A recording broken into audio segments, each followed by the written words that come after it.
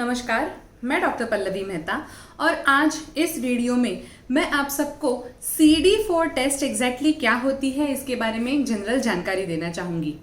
CD4 sales हमारे खून में मौजूद सफेद पेशी का एक टाइप होता है। इन सेल्स को टी लिम्फोसाइट्स या टी सेल्स भी कहा जाता है। CD4 की टेस्ट हमारे खून में मौजूद CD4 सेल्स की लेवल या फिर टी सेल्स की लेवल को मेजर करता है। CD4 सेल्स हमारे शरीर में थाइमस नाम के ग्लैंड में से रिलीज होता है। थाइमस में से रिलीज होके ये खून या लिम्फेटिक सिस्टम में पूरे शरीर में सर्कुलेट होता है। इन्हें CD4 सेल्स कहा जाता है क्योंकि इन सेल्स के ऊपर एक स्पेसिफिक सरफेस मार्कर्स होते हैं जिन्हें कहा जाता है cluster differentiation. 4 number in specific type की सेल्स को आइडेंटिफाई करने के लिए नंबर दिया गया है। CD4 सेल्स को कई बार टी हेल्पर सेल्स भी कहा जाता है। CD4 सेल्स हमारे शरीर के इम्यून सिस्टम के लिए एक बहुत ही इंपॉर्टेंट फैक्टर होते हैं। हमारे शरीर में आने वाले बाहर से कोई भी इंफेक्शन को आइडेंटिफाई करना, उनके अगेंस्ट लड़ना, ये सब इन टी हेल्पर सेल्स यानी कि CD4 सेल्स के द्वारा किया जाता है। बैक्टीरिया, फंगस या वायरस किसी भी टाइप का अगर इंफेक्शन हमारे शरीर में आ जाए तो ये CD4 सेल्स इस इंफेक्शन को फाइट करने के लिए इंपॉर्टेंट रोल प्ले करता है। लेकिन HIV वायरस का अगर किसी को इंफेक्शन हो जाए तो ये HIV virus in CD4 sales को टारगेट करता है। इन CD4 सेल्स के सरफेस पे जाके ये HIV वायरस चिपक जाता है और फिर कभी कभी ये इस सेल्स को डिस्ट्रॉय कर देता है, नहीं तो इन सेल्स के अंदर घुस के ये एक रेस्टिंग स्टेज में चला जाता है। फिर कुछ समय के बाद ये रेप्लिकेट होने लगता है और फिर इन सेल्स को ये वायरस डिस्ट्रॉय कर देता है।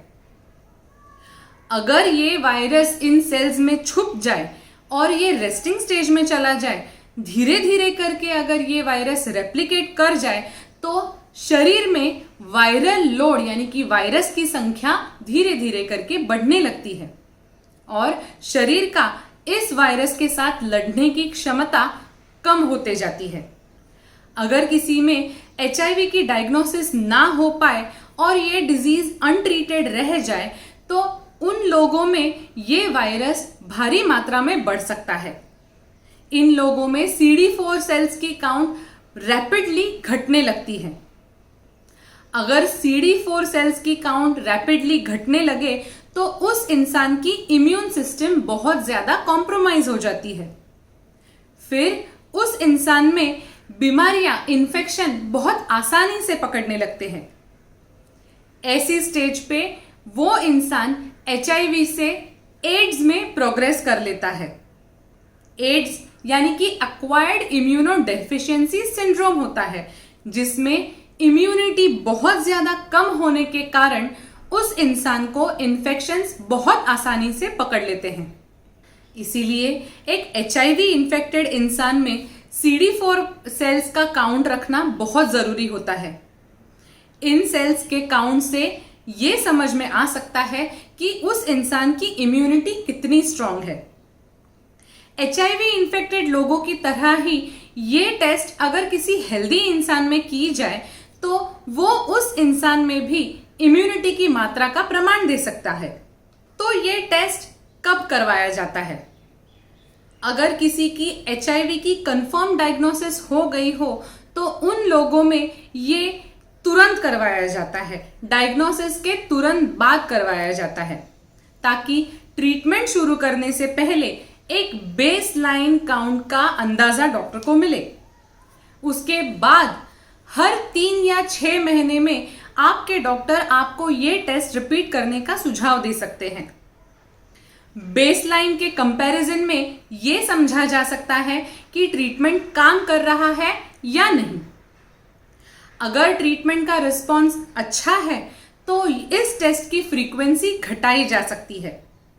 ऐसे केसेस में आपके डॉक्टर आपको ये टेस्ट हर 6 से 12 महीने में रिपीट करवाने का सुझाव दे सकते हैं। ये एक रेगुलर ब्लड टेस्ट होता है। हाथ की नसों में से थोड़ा सा खून का सैंपल लिया जाता है और फिर एक लैब में इस खून के सैंपल को प्रोसेस किया जाता है।